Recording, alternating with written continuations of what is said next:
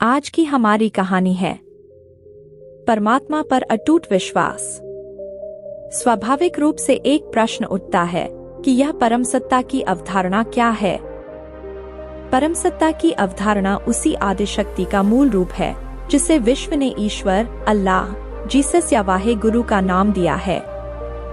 अर्थात आप किस धर्म को मानते हैं, यह बात कोई मायने नहीं रखती। यह तथ्य भी मायने नहीं रखता कि आप ईश्वर के किस रूप, पूजा की किस पद्धति को मानते हैं। महत्वपूर्ण बात यह है कि आपके मन में यह विश्वास हो कि एक पारलौकिक शक्ति है जो हमारे हर पल, हर कार्य, हर विचार पर नजर रख रही है। यह पारलौकिक शक्ति हमारे कल्याण के लिए ही कार्य कर रही है। हमारे हिस्से का काम सिर्फ इतना है कि हम उस आदिशक्ति के सम्मुख नतमस्तक हो जाएं और पूरी ईमानदारी से अपना कार्य करते हुए अपनी जिम्मेदारी उसे सौंपकर सुनिश्चित हो जाएं। इसी संदर्भ में आज हम आपको एक कथा सुनाते हैं। एक समय पहले की बात है।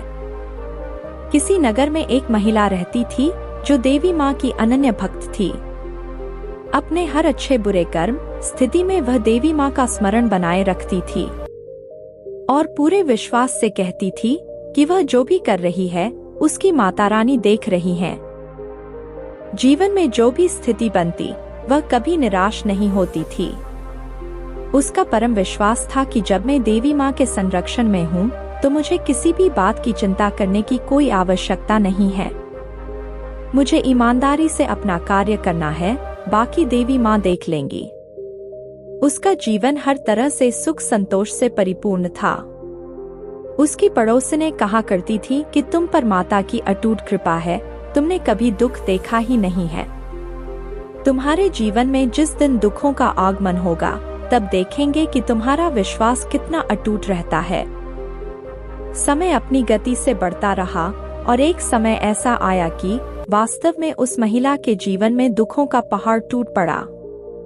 पहले उसका पति गलत संगत में पड़ गया, इसके साथ ही घर की आर्थिक स्थिति भी डामाडोल हो गई। हालत यहाँ तक पहुँच गई कि उसे दूसरों के घर खाना बनाने का काम करना पड़ा। इस सब के बावजूद भी उसे किसी ने कभी रोते, निराश होते नहीं देखा। उसकी सहेलियां पूछती कि क्या अब भी तुम्हें विश्वास है कि देवी माँ तुम्हें बचा लेंगी। इस पर वह हंसकर कहती है कि जीवन में जो कुछ भी होता है वह अपने ही कर्मों का फल होता है। जीवन में सुख हो या दुख, मेरी माता रानी हर पल मुझ पर कृपा बनाए रखती हैं। मुझे कभी यह चिंता होती ही नहीं कि आगे क्या होगा, क्योंकि मेरी चिंता करने के लिए मेरी माता रानी हर समय तैयार रहती है। क्योंकि समय निरंतर परिवर्तनशील है तो कुछ समय के बाद हर तरफ से धोखा खाने के बाद उस महिला के पति की आंखें खुल गईं और वह सही राह पर आ गया। इसके साथ ही वह वापस अपने सुखी और संपन्न जीवन के लिए सक्रिय हो गया। दुख के बादल छंट गए और जीवन एक बार वापस से सुखी संपन्न हो गया। इस परिवर्तन के बाद भी उस महिला को किसी ने भी घमंड करते नहीं देखा। अभी भी उसका यही मानना है कि माता रानी आज भी उसका ध्यान रख रही हैं। अर्थात जब मनुष्य के मन में यह विचार प्रादुर्भूत हो जाता है कि अब मैं परमात्मा का हो गया हूँ, तब स्वयं की परिस्थितियों की चिंता मिट जाती है।